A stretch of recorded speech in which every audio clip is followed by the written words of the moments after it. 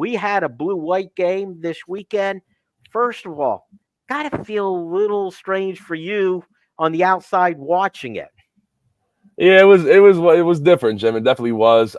We had our plans for the tailgate until I got a text from Jim at 6:45 that the tents were all down University Drive and all over the place. So we had to cancel those plans, which actually allowed me to go up in the press box pregame and do a pregame show with Blue and White Illustrated with T. Frank.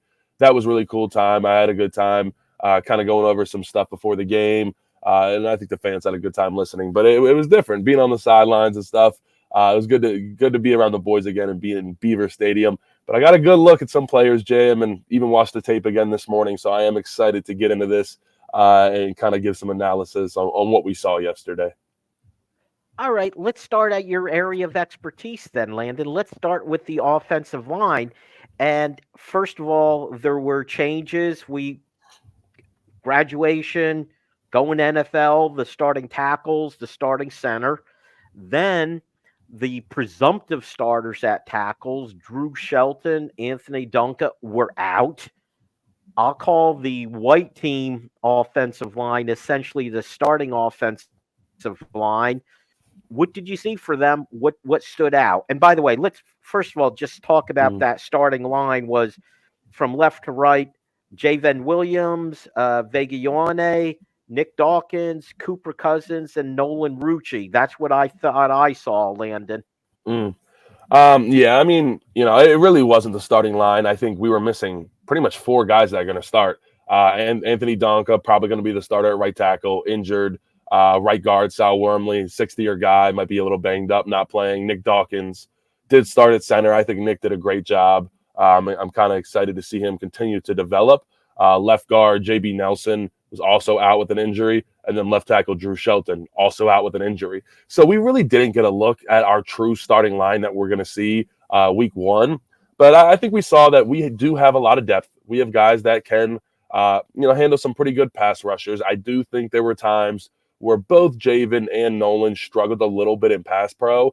Both didn't look super twitchy. They looked a little bit slower in their pass pro, and then Javen struggled with his hands. There was a couple times where Jamel Lions, Vanover, a couple different guys took advantage of Javen Williams in the pass game. So obviously both younger guys that got here, and it seems like both guys that are going to be depth guys, and that second round of the offensive line, not those first string starters. But it was good to get them experience. I think they did pretty well in protecting whatever quarterback was back there, and the quarterbacks were switching it up a little bit since they had those light blue powder jerseys. But overall, I'm really happy with Cooper Cousins' performance. I was watching him again this morning pretty intently. I went through and watched the whole tape and kind of just tried to keep my eye on him for a while. And I really like his punch and pass pro. He does a good job stifling the rusher, not allowing a ton of penetration. He does struggle sometimes staying up on his feet. He can be a little bit off balance, but that's to be expected for someone who is still supposed to be in high school, going to prom and just having a good time. So I'm very happy with Cooper Cousins. That was one of my big takeaways from the offensive line, that he is going to be someone who can come in and make an impact early this coming season, but also a great piece of depth.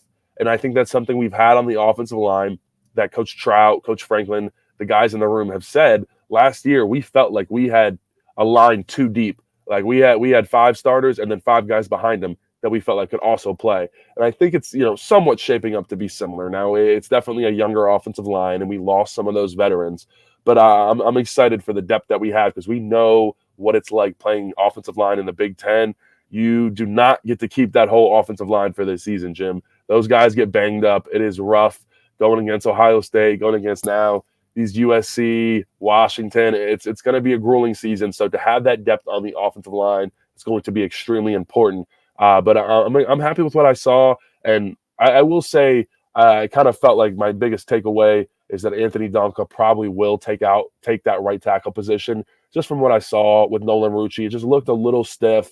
Didn't look very fluid in pass pro. And I think kind of comparing that to what we saw with Anthony Donka in the Peach Bowl, where he was locking down some really talented edge rushers in a game that was obviously a lot more pressure than a blue and white game, and a longer game at that too, a lot more reps. Anthony Donka just looked a lot better off. in pass pro and in the run game than Nolan Rucci. So I think there's still a competition there at right tackle. But I kind of see it shaping out with Anthony Donka there. And then obviously a little bit of competition too between Drew Shelton and Javen Williams. But I think Javen is still trying to, Coach Troutwine is still trying to sculpt him a little bit. He is someone who is still a little bit raw and was switching between guard and tackle, kind of forced out to play tackle because of some injuries here, and just struggled a little bit in pass pro, like I said earlier. So, it's always good to have this spring game and have some nice film to look at in Beaver Stadium for these guys so they can go into the summer and say, okay, here are the main 3 things I need to work on, or main 2 things I need to work on. And then you have all summer, you have, especially this coming up in May when you have the whole month off as a player, and you can really start to sculpt that kind of going into next season. And it's up to you because you have that month off. If you want to just chill and eat whatever you want and go that route, you can do that. Or if you're trying to make a real impact come week 1, you're going to bust your butt. So I think that's where you see where fans don't get to see that separation that is created in competition for positions.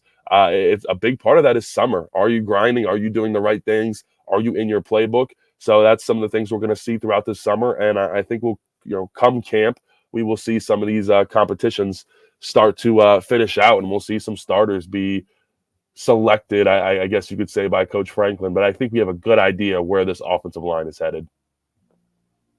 Let's circle back to Cooper Cousins, who again should be still in high school right now, and got the opportunity here to play. Some of the veterans either nicked up or just 5th, 6th year there. They don't need this. But I thought it said a lot that he was with that group at guard, and it wasn't too long until they pretty early in the game that they moved him over to center. Talk about having that ability to play both guard and center, the differences there, and the ability of a guy this young stepping right in and playing with that group. It's very difficult to play center and guard, or really switching up any positions on the offensive line. But it is much easier for a guy to go from tackle to guard or guard to tackle. When you're in that center position, it is very different. Number one, you're obviously snapping the ball. So you have to be able to snap and step and not mess up that snap. I mean, I was talking to Nick Dawkins about it. He was not very happy with his initial snap. His first snap went a little high, causing Drew Aller to kind of fumble it on the handoff. But Cooper Cousins came in. All his snaps were extremely clean. He did a fantastic job. And it's also hard because when you're at center, you are right over that ball. So those nose tackles are right up against you. When you're at guard, you can get a little bit of space and then tackle even a little bit more space off the ball, talking about just having some space to get some steps in the ground. When you're at center, that dude is right in your face. I mean, that contact is now. And it's also difficult for these young offensive linemen that, like we said, still supposed to be in high school. It's hard because it's such a physical game going against, 15, 16, 17-year-olds. And now you flip it around. You're going against Smith Vilbert, who's 22 years old. Everybody knows that grown man strength is very different in that, 5-6 year period between 16 and 22. So for him to be able to even just hold his own, I think is very impressive in its own right. And then I think he had some clips where he was kind of manhandling some guys. So like I said, I am really excited about Cooper Cousins' versatility on this offensive line. I think he can kind of be that 4th guy at guard and then also the backup center, meaning, JB Nelson, Vega Ane, and Sal Wormley, kind of in a 3-man rotation. If anybody gets hurt, I think Cooper can step in, and then also he'll get some good reps behind Nick Dawkins this coming year at center. He can play both.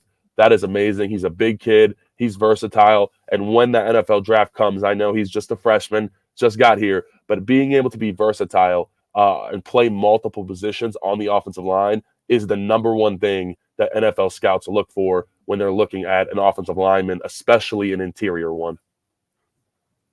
All right, Landon, that's good for quarter number 1. I definitely wanted to hit your area of expertise first. That was the offensive line. Great review of that. When we come back, I'm going to ask you what else caught your eye in this game. We'll do that right after this. We spent quarter number 1 with your area of expertise. We talked offensive line. Now I just want to kind of open things up to you. What stood out to you? A lot going on. What were the things that you'd like to point out? Yeah, well, let's get into this. I got up pretty early this morning and I watched over the tape a couple different times and just kind of wrote down some things that stood out to me. And I went through a couple different times and watched specific guys. I talked earlier about watching Cooper Cousins the whole game through. One of the people I went and watched through, I think I did this because the fans are so interested, is Abdul Carter. He had a great day yesterday, 2 sacks, 1 TFL, couple tackles. It was definitely a great day for Abdul and his first look at defensive end. Here's what I will say about that. I am not fully sold that he is going to be Chop or Adisa. I think that kind of watching it over again, there were times where Abdul really struggled with his hands and his hand usage. There were some times where he gave up on the pass rush too, where I thought he could have kept going and really try to bend that edge. And his sacks in that TFL, both of them came against, well, number one came against, no offense to Henry Boehm. He's kind of a walk-on tackle. So Abdul wasn't really wasn't even going against Javen Williams, let alone Drew Shelton or Nolan Rucci. Was going against a walk-on tackle. So number one, I think we need to put some credence in that. That's not the type of level of tackle play that Abdul's going to see all next season. On top of that, I felt like there was a lot of times where he was pretty much off sides when he was jumping that snap. I went back a couple of times, and I was kind of surprised they didn't call it, but timed it up really well and kind of does what Chop Robinson does, where he loads up. You see him kind of dip down in his stance right at the snap and then explode out as the ball is being snapped. And the reason Abdul is able to do that so well against our team is because the D-line knows our snap count like the back of their hand. I had to deal with that for many years. PJ Mustipher was the most egregious offender of that ever. I will always stand on that. We always call him, we call him Fats around here because he got a big old belly. That dude loved to jump the snap count. And he would say that, I don't know the snap count. I never knew it. I don't know what, this word means. They know exactly what it all means. So Abdul was absolutely conscious of when the ball was being snapped. And, if you go back and look, he was getting some crazy jumps on the ball, like I said, against a walk-on tackle. So I do think we need to take everything he did yesterday with a grain of salt. Now, I don't want to fully dump on him. He also showed incredible twitch, incredible burst, and incredible bend. That is definitely something to be really excited about. And I actually just broke down Chop Robinson's film with T. Frank that I'll be putting out. If anybody's listening to this, it should be on my YouTube channel, Behind the Wall. It's about 40 minutes. It's a really good breakdown, breaking down why Chop Robinson was so effective. And one thing that was a big takeaway about Chop Robinson is that he really wasn't that good with his hands. He won off of his burst and off of his bend every time. So saying all this to say, I do think Abdul can be very effective at defensive end without great hand usage. But to be that elite player, to be essentially what he wants to be, Micah Parsons, and he said in the post-game presser, I feel comfortable here. I'm finally I get to get after the quarterback. And then he said at the end, this is how I'm going to make my money, Jim. So it was definitely a little bit of it was a motive for him to head to the defensive end because they get paid a lot more than those off-ball linebackers. And so to be one of those top 10 picks at defensive end, Abdul is going to have to put together I think 10, 12 sack season to really convince an NFL team to take him that high as an edge rusher. And I just think he needs to refine those pass rush skills a little bit more. He needs to work on his hands a ton this offseason and this summer with Coach Deion Barnes. And I know he can absolutely do it. He is no doubt the most talented guy on the field when it comes to athleticism, his burst. He has incredible strength, and he did take on the run pretty well from what I saw. He also definitely looked like Chop Robinson in the run game as far as kind of dipping that shoulder down, trying to avoid blocks and slipping into holes. Almost, missed on a couple tackles, almost had a safety actually down by the goal line, barely missed a tackle that would have been a safety. So I'm very impressed with Abdul Carter's performance.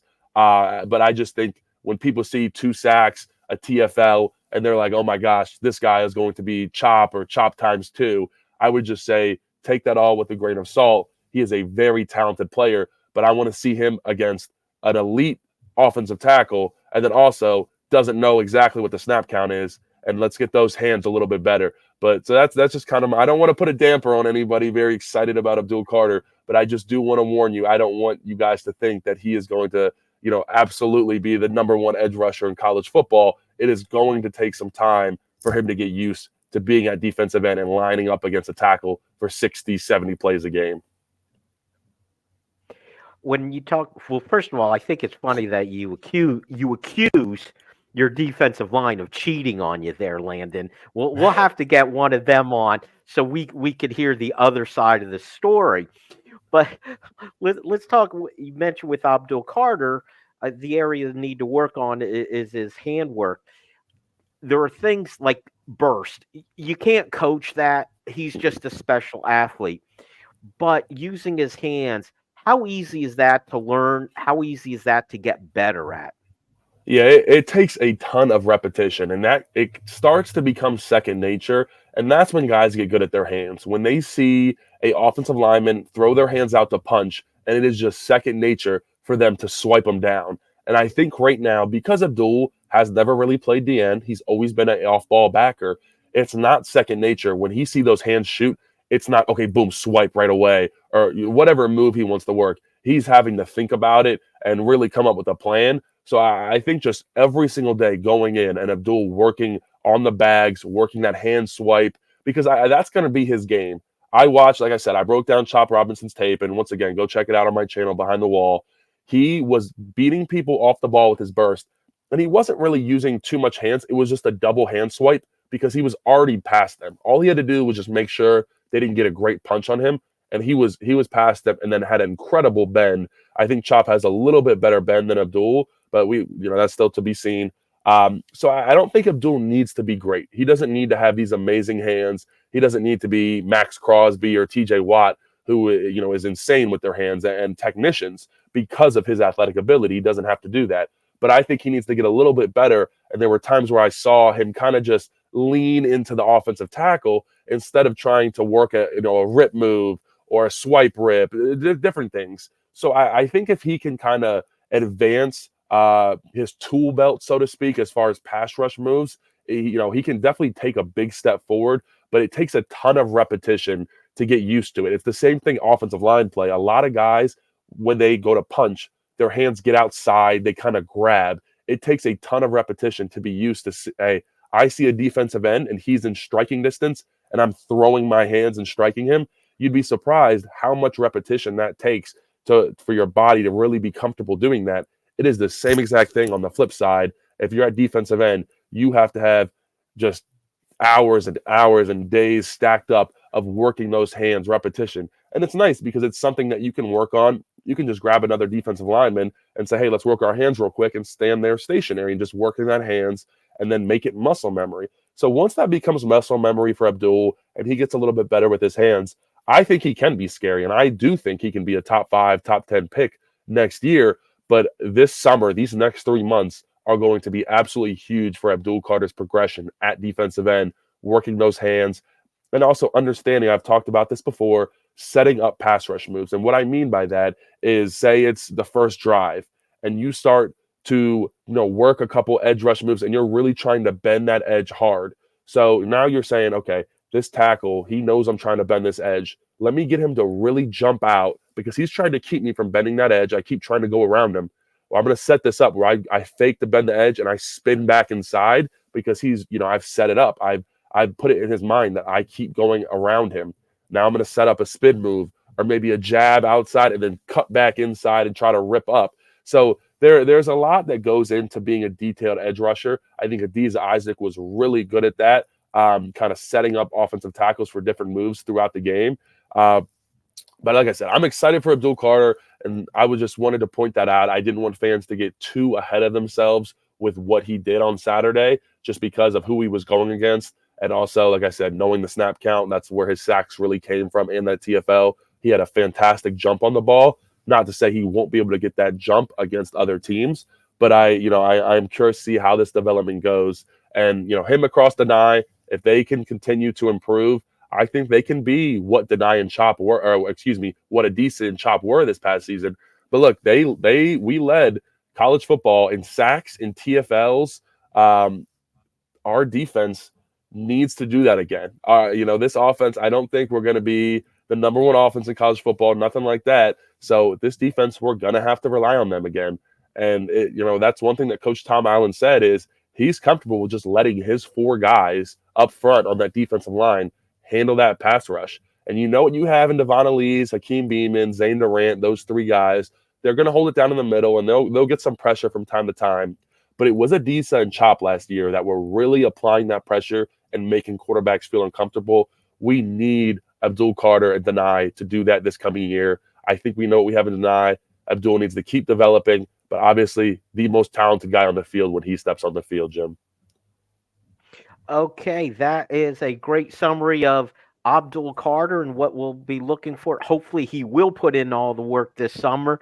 And as he said himself, that's how you get the payday. If he wants to be one of those very top elite picks in next year's draft, you do the work now.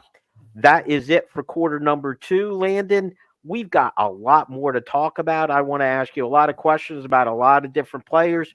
We're going to pick that up in quarter number 3. Let's stick with the defensive line, Landon. Your thoughts. Again, as an offensive lineman, you know those guys pretty well. You faced them through the last couple of years. What else did you see? What were the highlights and lowlights from the D-line?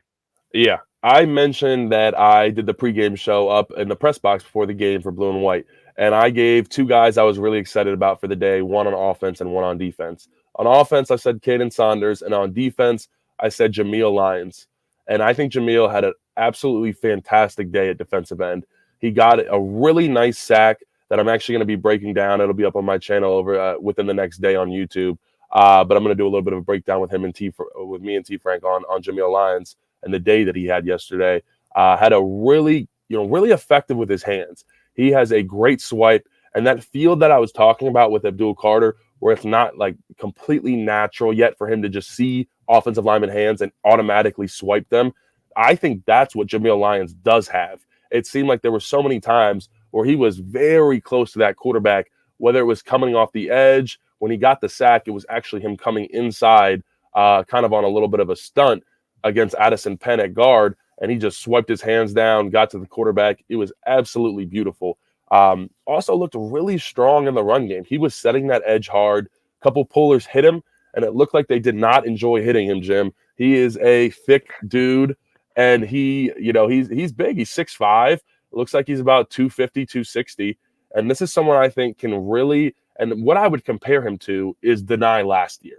I think it's going to be Abdul and Denai starting at defensive end. But when you think about it, Denai would come in and really spell Adisa or Chop last year. I think that's the role that Jameial is going to play this year, coming in, especially in specialist pass rush situations, and being that third defensive end that the team can really count on. That, hey, if Chop was hurt for a couple games, I think Adisa was out for maybe a game or two. Having Jameial this year as just some really good defensive end depth, I think is going to be fantastic. And I think, once again, another guy, obviously we have Chop this year. It's looking like we'll have the Denai and Abdul going in the draft this coming year that I think they both could go in the first round. This is someone I'm looking at and saying, hey, I think in a year or two time, this kid could go in the first round. He has that talent, Jim, and he can be Penn State's next premier edge rusher. I don't think it'll specifically be this season. I think we'll see flashes as he starts to grow. But I think as we get into his junior year in 2025, I think he will be the guy for Penn State off the edge. So I'm really excited about Jameial Lions. Like I said, if you're interested in seeing some of that tape, head over to my channel Behind the Wall. I will have a little film breakdown of him that I'm putting out later this afternoon. This is Sunday right now, so it should be out by the time anybody listens to this.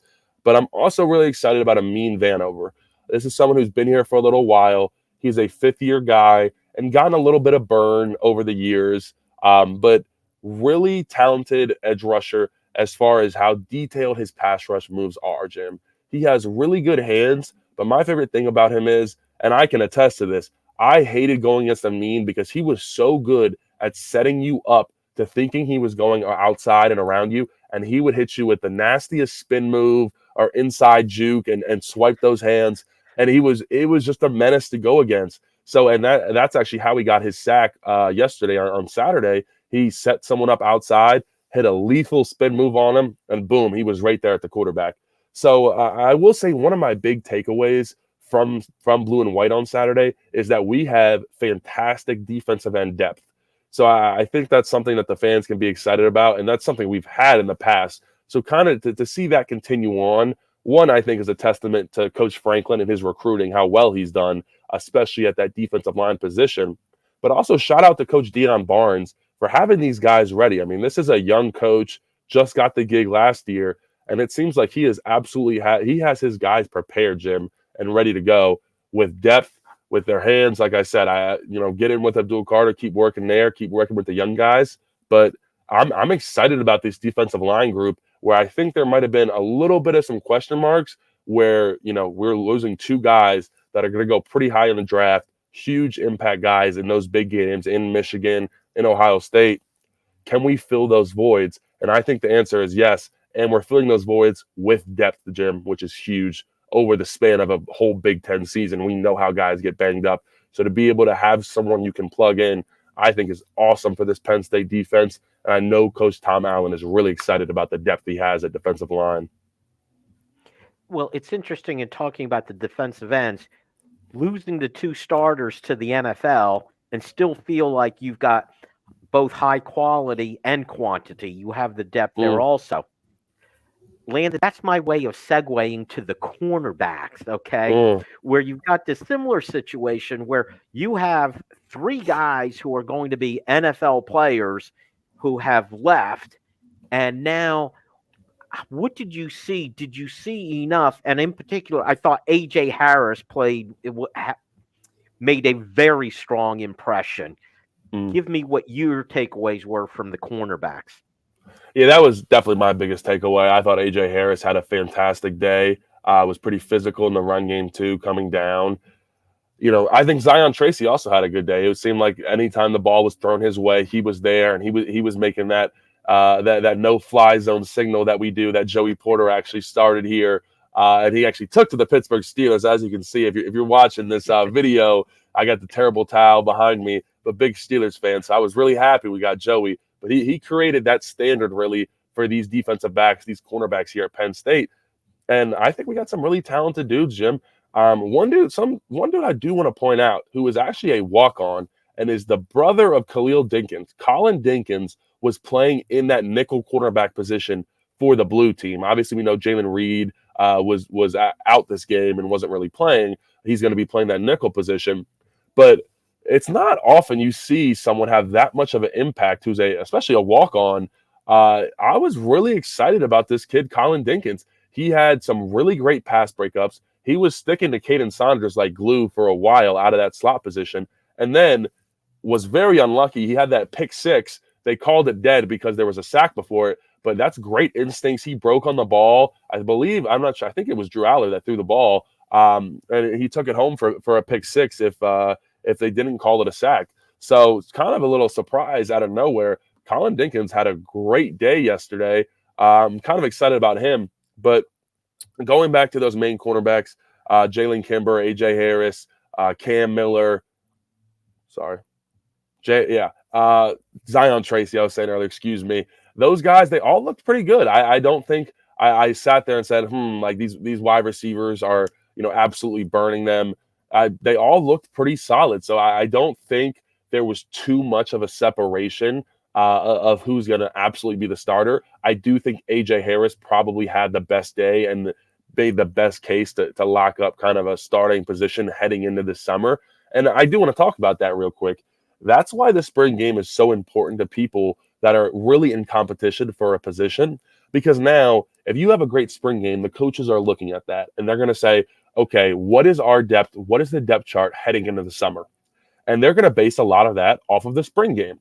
And if you're a number one headed in the summer, it is going to create a ton of confidence when there is, you do 150 walkthroughs throughout the summer. If you're running with those ones every single time, it is going to be, you're going to put that in your mindset. I am a one. I am a starter. I need to prepare like that. If you're with the twos, sometimes those guys can start to feel a little sorry for themselves, get angry. Why am I not getting reps with the ones? That type of thing. So I think that's why so many guys put a ton of credence in the blue and white because they want to feel good going into the summer, Jim. They want to say, hey, I get to run with the ones. I am a starter. And that just, like I said, it affects your whole game, and that can affect your camp and how you perform in camp. So, I think it's still a big mix-up at quarterback. I am excited to see how that fares, and it's going to be a big fight throughout summer camp and fall camp to see who really comes away with those two starting positions. And obviously looking like we're going to have Jalen Reed in that slot nickel cornerback, what we call a lion position here at Penn State. So I'm excited, Jim, but I think we have once again, this seems to be the theme, and it is something that Coach Franklin always talks about and that he says he wants on all his teams. We have a ton of depth at quarterback and guys that are competing, making each other better. And if whoever takes these roles, whether it's A.J. Harris, whether it's Zion Tracy, Cam Miller, whoever steps up and is the starter, whoever is behind them is very capable of stepping in and making a great impact and kind of holding their own against any wide receivers out in the Big Ten. So I'm excited to see how this cornerback positions continue to evolve and who's going to be the starter. But I would say the winner of the day at the cornerback position was A.J. Harris for sure, Jim. You talk about going into the summer as a one, being told that you're the starter. Is that how it works? Like after spring practice? Now, James Franklin has talked about talking to every player, I guess a half-hour session, whatever. Is that typically what happens? You get told, hey, Landon, you are right now a number one. You are the starter. Coach Franklin will be honest with you in those what we call exit meeting interviews. You come in with a piece of paper that you've already filled out, and it has a ton of questions on it that you're filling out, stuff about the team, stuff about yourself, where you feel like you are, and he will go over the paper with you, and he is going to be honest. These meetings, they're not there to spare any feelings. It is to have a complete understanding heading into the summer. This is where you are at. This is where we're expecting you to be at, and this is what we need from you. So those meetings are very crucial heading into the summer to basically give you a good understanding of, hey, this is what I need to do. Either I need to lose weight, or I need to work on my hands, or I need to, get my hands tighter in run blocking, that type of thing. So it's very nice to have those exit meeting interviews to get a good understanding of where you were at on the depth chart, the main things that these coaches feel like you need to work on. And then, like I said, you can take that, or you can have the summer and chill and go by the pool and eat Cheetos all day, or you can take that criticism and go work on it and get better. And then come fall camp, you're ready to go. So there's both sides of it. But I think those exit meeting interviews, I was always a big fan of because it was so honest and it's clear that Coach Franklin's not there trying to pat your back and say, you did real well. He is letting you know what he expects from you and what you need to improve on in those meetings. All right, very good, Landon. That is going to be it for quarter number 3. Now, let's start at running back, where both Nick Singleton and Katron Allen sat this out. I think Allen was nicked up a little bit. Singleton, again, we know what we're getting from those two guys. We know. The question became, who's going to be the third running back? Who's going to be the next man up? And it's going to be, it looks like it's a real position battle. This was the time for someone to lay down their marker to show what they could do. There's 3 young guys that we were seeing. One, Cam Wallace, London Montgomery, who are both in their second year here. And then Quinton Martin, who we heard a lot about. This is his first appearance. Again, he's another one of those guys who should still be in high school. What did you see from those 3 players? Yeah, I think first off, Cam Wallace had a fantastic spring ball. Being around, not just talking about the spring game, but in practice, he was really impressing the coaches and left a lasting impact on Coach Sider and on Coach Franklin. So they're definitely not going to forget about that. And he is a hard runner, Jim. There was a couple times where he had 2-3 guys on him in this spring game, and he was keeping those legs moving. That's the type of thing you want to see, that Katron Allen type feel. I'm really excited about Cam Wallace and what he provides to this team. But my favorite, and I think everybody's favorite to be this number 3 running back, is Quinton Martin. He is very versatile, but he has that speed, man. He was taking over Western PA football throughout his high school career. He was the type of kid would go out there, 4 or 5 touchdowns. You could count on it every night. Transition, get to college football. is, been here for what, 2-3 months, and he comes out in the spring game. And now he had some good blocking. I think he definitely owes the offensive line a couple sweet treats or something like that. But saw some really good explosion from him. I'm excited about what we have in Quinton Martin. And then, from my understanding too, he was also working a little bit at the slot wide receiver position. And I'm excited to see how Andy Kotelnicki could utilize that, because if he's someone that can get some reps at slot and running back, you can do a lot with that. Meaning, we saw a speed option by Bo Prabula early in the first drive, where he was basically running and had the option to either pitch or continue to go, and it wasn't a very good play. But I think there's a lot of variations that you can do with a slot wide receiver and get creative. And actually, T. Frank had asked Caden Saunders, how much of the offense do you think we really saw today? And Caden Saunders' answer was about 5% of the offense. So I really don't think we got to see how Andy Kotelnicki is going to utilize these guys. But one of my big takeaways that I wrote on my notepad was Andy Kotelnicki needs to find a way to get Quinton Martin involved in this offense this coming year. It's difficult when you kind of get buried at that number 3 running back position, but maybe get him in the slot. And we talked about all the read options we're doing. Put him in an orbit motion where he's coming around Drew. Drew can fake the handoff to Nick, pull it, and then he's got Quinton running with him on essentially now a speed. It's really a triple option, but running a speed option. Drew can keep it, pitch it to him. There's a lot of stuff that you can kind of get fancy with. So I'm excited to see how Kotelnicki's going to utilize Quinton Martin. But I think, especially after seeing what we saw in the spring game, he definitely needs to be utilized this upcoming season. And kind of staying on that topic of Andy Kotelnicki, someone asked Drew Aller about kind of the differences that he's seen in Andy Kotelnicki's offense. And one thing that Drew said was, I didn't realize how much you can put a defense at a disadvantage just with pre-snap motion, just with moving guys around. You can dictate what the defense is going to do. Because when you watch film, you can say, okay, you can kind of get a feel for the rules of the defense. And when I say rules of the defense, I mean the linebackers. When they have, say, a tight end, it goes in motion from one side of the line to the other. They have to respect that. They have to shift over, or if there's a wide receiver in motion on the snap, these safeties, these linebackers, a nickel cornerback, they have to bump over. They have to respect all of that. So we didn't really see a ton of it yesterday. I think we wanted to, Andy Kotelnicki and Coach Franklin wanted to keep that under wraps. But it seems like we're going to see constant moving pre-snap motion by this Penn State offense. So that's something, obviously, now we have to wait 3 more months to see. Jim didn't really get to see any of it. But it sounds like we only caught a tiny glimpse of Andy Kotelnicki's offense, which, hey, keeps me excited and keeps these fans on the edge of their seat wanting more from Andy Kotelnicki. And like Caden Saunders said, 5%, I'm ready to see this other 95%, Jim.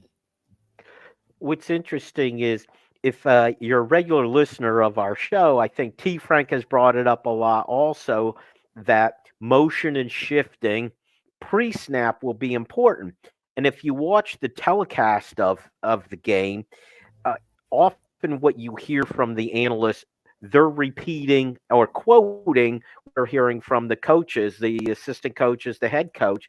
And I believe one of the references, or the way they put the quote, was, the offense owns the time between the end of the previous play and the snap of the next play, meaning they control it. And that seems to be real emphasis from Andy Kotelnicki, that not only will I own it, I'm going to take advantage of that ownership, and I'm going to put your defense in distress by moving people around, Landon. You're absolutely right, Jim. The offense now has that ability to put that stress on the defense, and we've seen it in the NFL. We've seen Kyle Shanahan, we've seen Andy Reid do a great job of saying, hey, we have that advantage. We get to do all this stuff pre-snap, and we get to keep them guessing. So I think if Andy Kotelnicki can continue to be creative and now has a lot more talent than he had at Kansas, I think he's licking his chops headed into this summer of even designing some more plays and some more fun stuff that we're going to see. And honestly, I can't say exactly what it is, but there are some cool stuff that I have heard that's going on that we're gonna be putting in that I'm really excited. I know that's kind of, fans are gonna get mad at me for that one, but trust me, there is some good stuff coming Penn State's way on offense. But switching over to those, we're talking about the skill positions. let's take a look at those wide receivers, Jim. And everybody was really excited to get a look at Julian Fleming.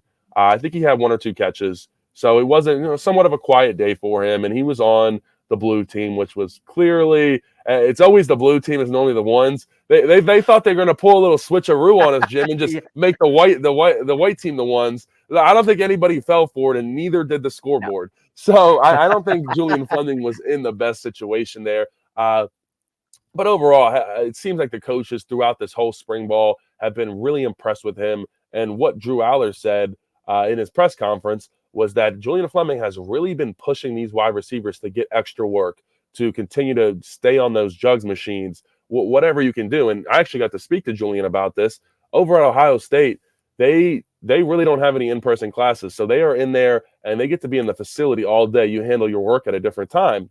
And so he is coming from a program where it is really, I mean, it's essentially a pro football program, and they are focused on football. At Penn State, we put a little more credence in our school and our academics, Jim. But I think that's a good impact to have on these young wide receivers, someone bringing them along and saying, hey, let's go get some extra work. Let's go run some extra routes, get on the jugs machine. We have these $10,000 really cool jugs machines that look like they're out of Transformers, Jim. So I think Julian Fleming is getting them to utilize that stuff a little bit more. Putting that aside, I said Caden Saunders was one of my guys I was looking to make a big impact, especially with Keandre Lambert-Smith kind of out on the ropes. We don't know exactly what's on with that. Don't want to fully speculate, but seems like he's on his way out. Caden Saunders can provide a really big spark out of the slot position. He had a big 30-yard catch and had a couple times that he had a step on. I mentioned earlier Colin Dinkins, who was doing a pretty good job covering him. There's a couple times that the quarterbacks missed him where it felt like he was open for a touchdown or a big gain, but had the only touchdown in the Ohio State game last year.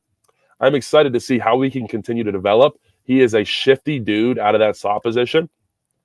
So that's someone that can really help Drew Aller out. But my biggest takeaway from this wide receiver group is that Trey Wallace can be a clear-cut number 1 wide receiver.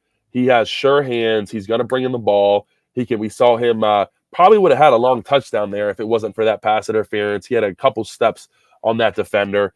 Coach Franklin, I saw him on the sideline. He grabbed Trey and he said, man, you got to make that play next time, kind of joking with him because he got caught up. And Trey was laughing. So clearly a good day for Trey. He was very happy with his day. But that is having a receiver that's going to help Drew Aller out, go up, get those 50-50 balls. If Drew's not perfect, having a wide receiver say, hey, I will save you, man. I'll go up. I'll help you out. I can go down. Whatever you need, throw the ball up. I'm going to go get it. We know what we have in Tyler Warren. I think Trey Wallace can be that number 1 dude for Drew Aller and kind of be that safety blanket.